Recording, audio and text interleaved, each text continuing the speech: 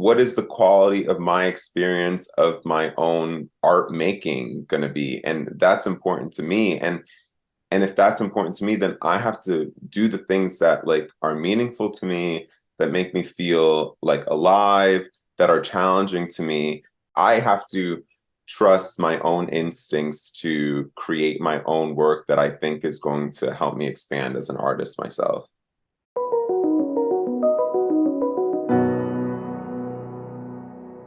Hello and welcome to the SAG-AFTRA Foundation's Conversations at Home program. I'm Perri Nemiroff with Collider, and today we're continuing our Creating During Times of Hardship series, and the guest for today is River Gallo. Hello, hello. How are you doing today? Hello, I'm so good. Thank you so much for having me. I'm very excited to dig into all this. We've started all 3 episodes now with this same question. It's a big 3-part question. I want to know a person in your life that you turn to help you power through creative lulls, a place you go to that helps with that, but then also a thing that you like to turn to that contributes to that as well.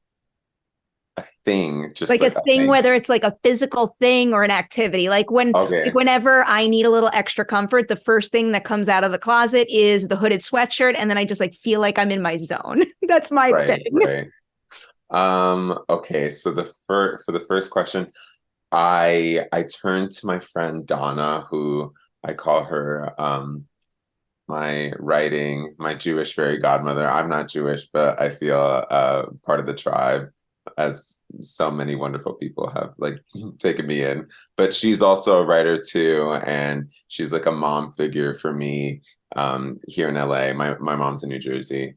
And so I go to her for comfort because it's important, I think, to find other people specifically who are writers who know the process and the psychosis and the just amazing miracles that come with trying to create something out of like nothing.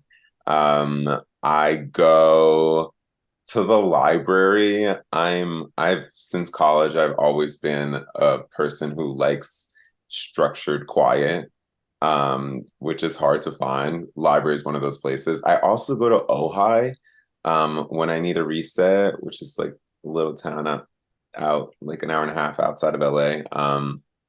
That like is super woo-woo and spiritual, and as am I. So I go there when I need to like, click back in. And a thing that I do, I meditate a lot, which is a practice. And for me, I find it when I'm in places of creating something,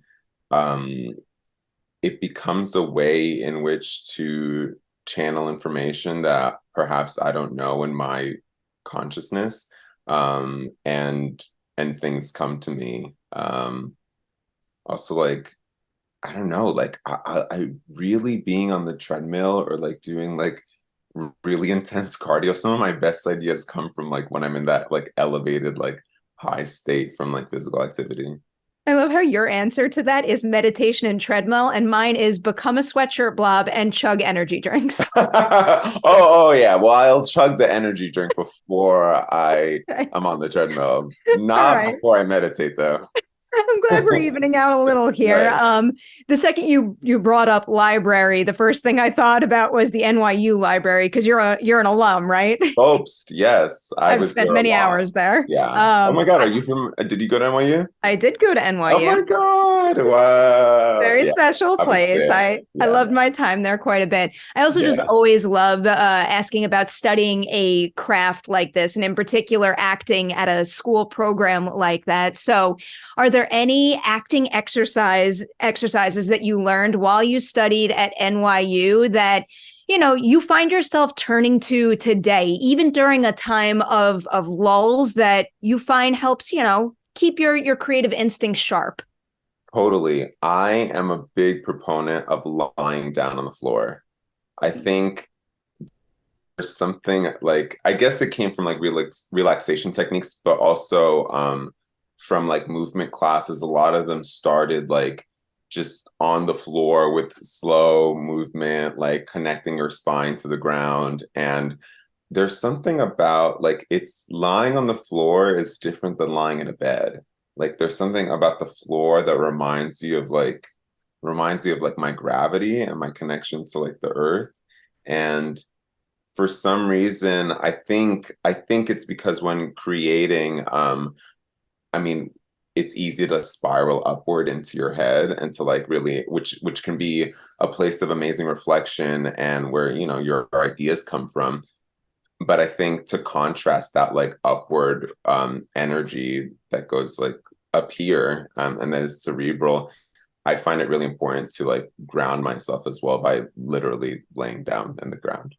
Feel like I'm gonna take that technique and run with it. I'm gonna meditate, go on the treadmill, and I am going to lay on the floor after this. God, I feel so LA with these answers. I'm just like, Hey, there's a New York NYU core to that one. You're right, there is. All right. So the other half of the school question I always like to ask, because going to school and studying a craft is right for some people, it's not for others, and sometimes you have to learn on the job. So can you pinpoint a technique or an idea that you picked up on from someone you met that you find really influences your approach to your own work for the better now?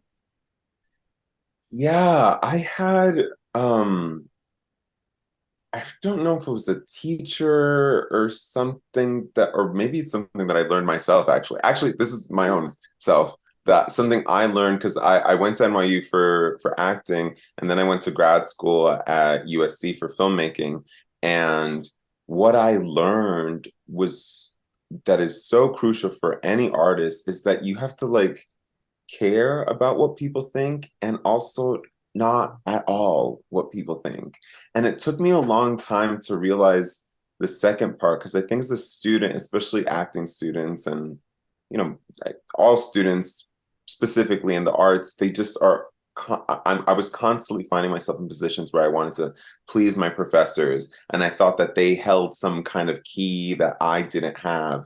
And it wasn't until after I graduated from USC, or while I was in USC, in the grad filmmaking program, that I realized that like I'm the one that has the talents. I'm the one that's gonna have my own career. Like how what is the quality of my experience of my own art making going to be, and that's important to me. And if that's important to me, then I have to do the things that like are meaningful to me, that make me feel like alive, that are challenging to me, and to a certain extent are pleasurable to me as an artist, not because I want this teacher to think that I'm the next whatever genius, Christopher Nolan, whatever. Like I'm like I have to trust my own instincts to create my own work that I think is going to help me expand as an artist myself.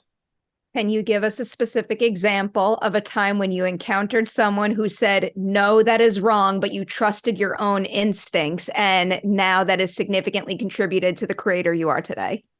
Absolutely. When I was at USC, I had a for my thesis film, which I acted and directed and wrote. I had teachers tell me like, "Oh, I think you should just focus on directing. I think you should just focus on writing and directing. Like acting would be too much of a challenge to do all three of those things."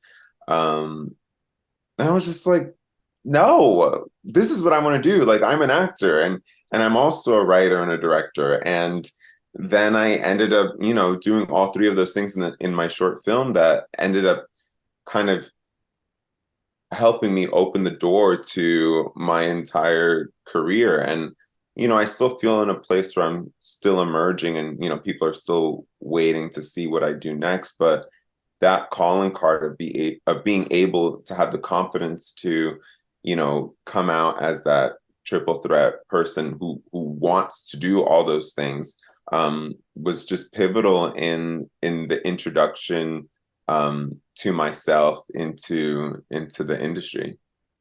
Smart move, not listening to that. You put yourself on the right path there.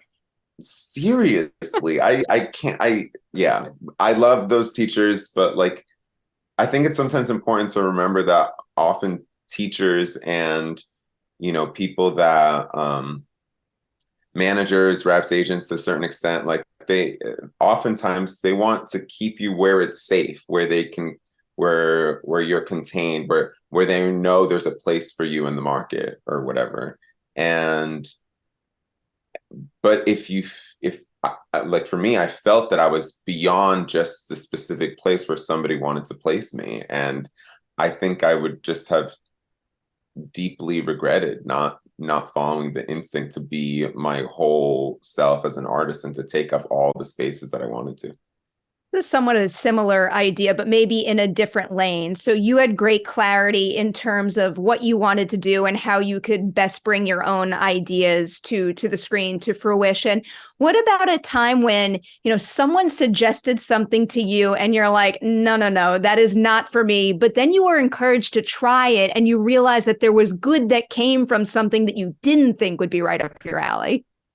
Yeah, last year, I was invited to do the 24-hour plays on Broadway, which is like they invite a bunch of actors, a bunch of writers, and a bunch of directors, and in 24 hours, 5 short plays are written, or like 6 or something, and they're all cast, and then we perform them like that night.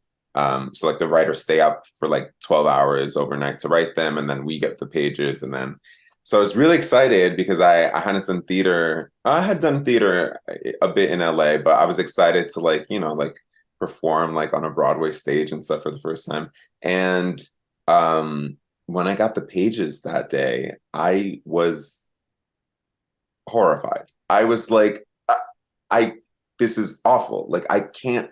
What? How can I write? How can I act in this? Like this is like I couldn't fathom.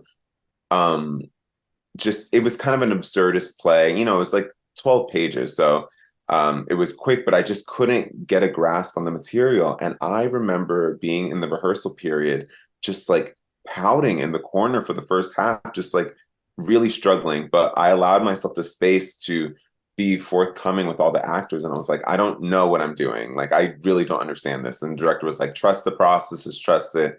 And by lunchtime, I literally was like, I'm going to quit. Like, I'm just going to walk out. Like, I cannot do this. I can't be seen on stage saying these words. And something inside me just said, like, just stick to it. Like, I'm a Taurus. So like, I pride myself on like my ability to, stay the course and just follow through with something. And so I was just like, okay, just commit to it and commit hard and play the scene to these like high stakes that we're all trying to play the scene and just try to have fun.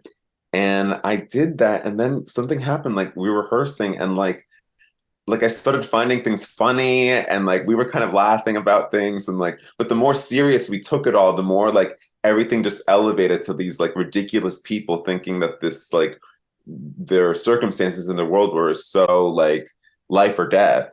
By the time we performed that night, literally like laugh after laugh after laugh. Like it was like the whole 15 minutes of our play was just nonstop. The audience was just loving every second of it. And it was probably one of the best plays of the night.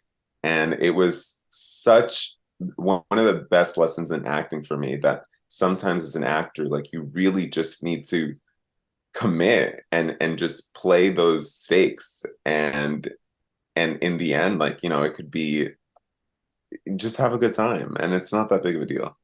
Having come out of an experience like that, are there any new acting or performing goals that you have for yourself that like now feel more within reach and attainable than ever because you accomplished that?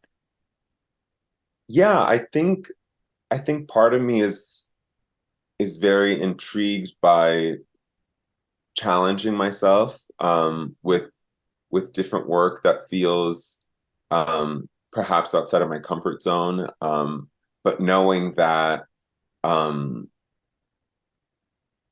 feelings in the beginning of a process are subject to change and will change. Like right now, I'm working on my second feature, and it's coming. The process of writing it is a little bit different than my first feature that I did, and I'm I'm kind of being open and receptive to the fact that this process is not going to be the same as the other process, and being okay with the fact that that unfamiliarity feels a little bit uncomfortable, but knowing that, you know, if I have the intention to make something that I think is meaningful to me, and something that, you know, I want to be meaningful or healing to other people when, you know, eventually it's produced and filmed, then that having that North Star and that guiding force will get me to that place, even if right now the terrain is completely just so foreign to me, and I'm kind of like, yeah, I'm like, what am I doing? But I'm like,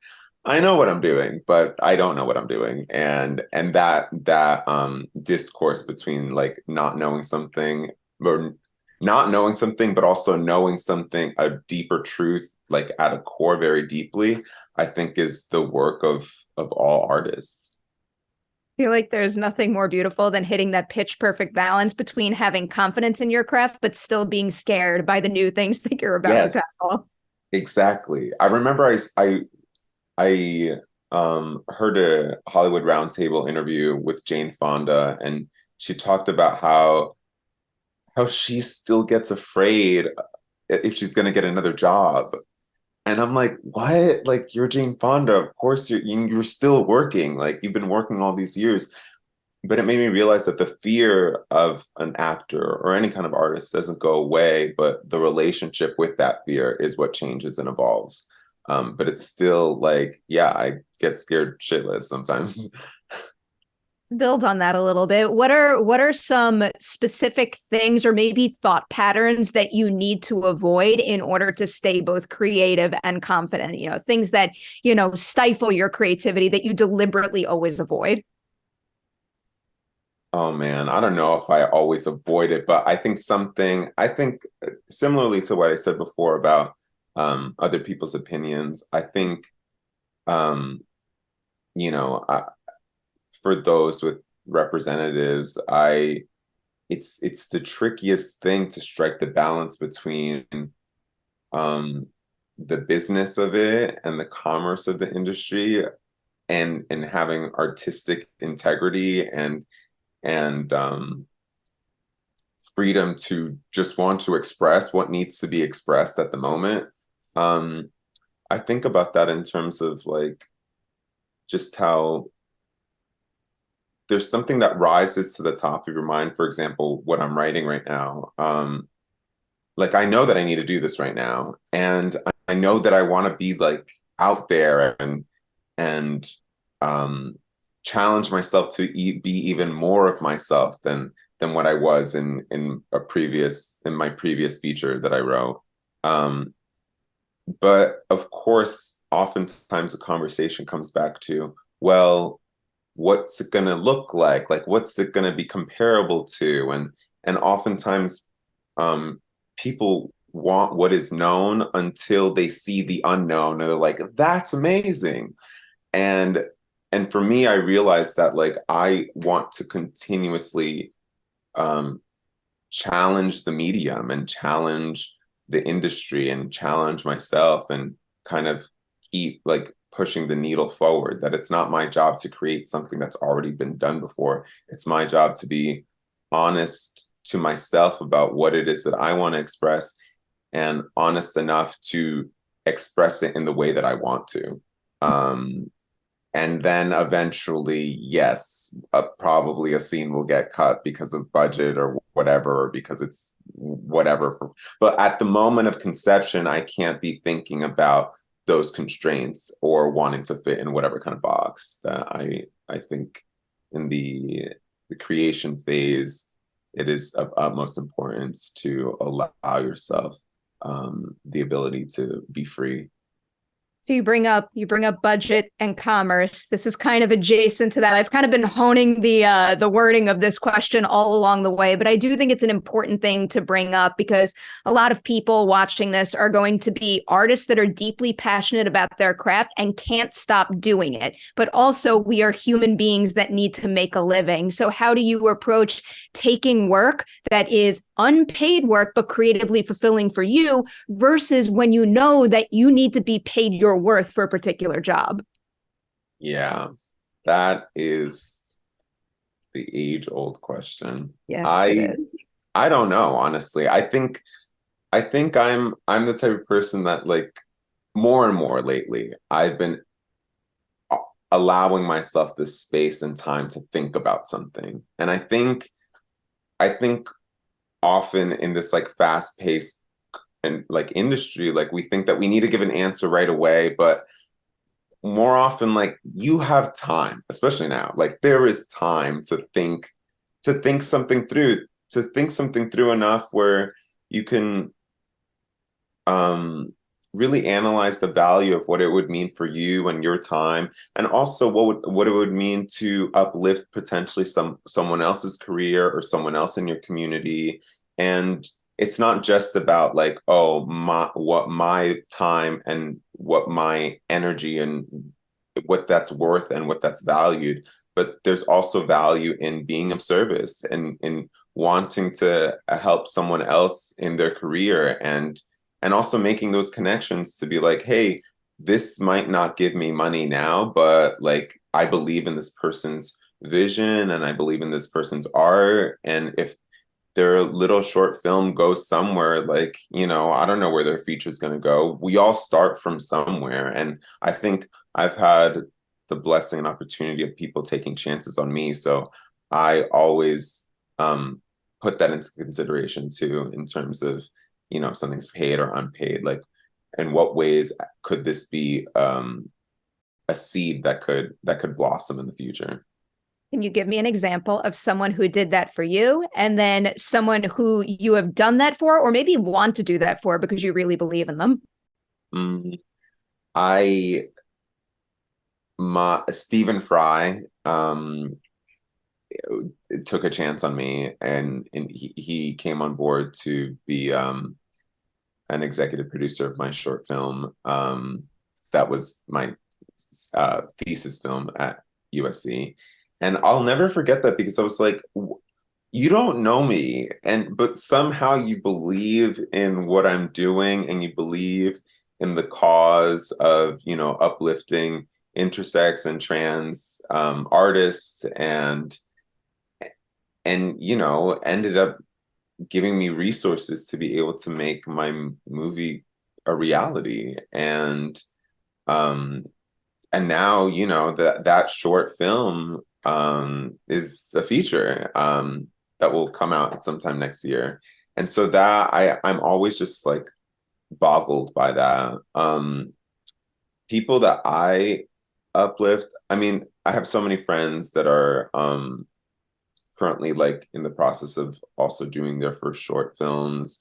And I'm, you know, I love being a PA. I love like being a coffee girl and just like, you know, I think it's so fun to remember that, yeah, I've directed things, I've acted in things, but I don't mind getting my hands dirty and like helping out the art department on a short film, because I'm like, you know, I remember when I needed that help. And so I'm just that type of person. I also there's people that sometimes reach out to me on Instagram, just like wanting to, which I despise the phrase "pick your brain." I'm like, please, if someone could never say that to me ever in my life, I would be so happy. That said, though, I will often allow people to pick my brain, especially younger people, people who are at USC and who reach out to me, people who are part of the LGBTQIA plus community. Like, I will definitely, if I have the capacity, make myself available to answer questions and to give any advice that I can.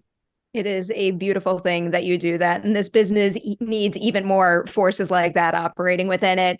I have to let you go soon. I'm going to end with, I guess, two of my favorite questions here. First, can you tell me something that inspired you recently? Like, let's say in the past 2 months, when maybe there aren't as many opportunities out there, but you saw something that, you know, got the creative juices flowing regardless.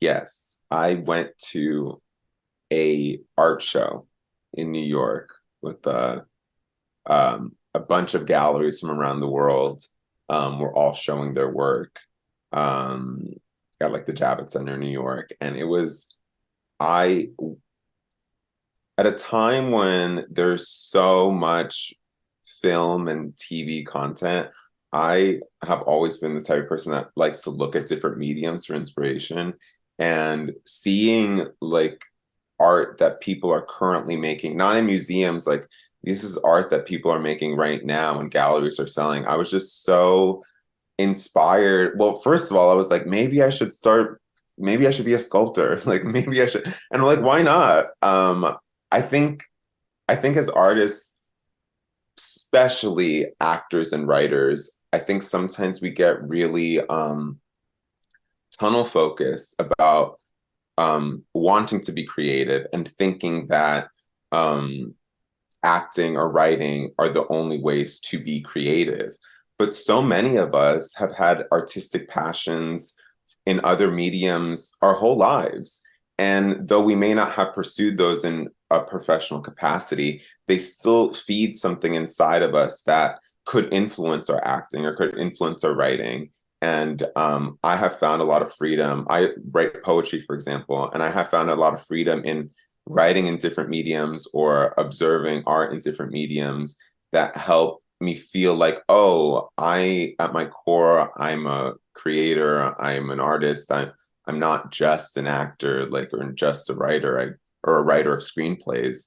I appreciate a grand scope of the arts, and that can be so nourishing to be able to metabolize different kinds of work that evoke all these different feelings, and just make me feel more alive. And I think that feeling of aliveness is what can help your screenplay or your acting or whatever it is that you want to do professionally.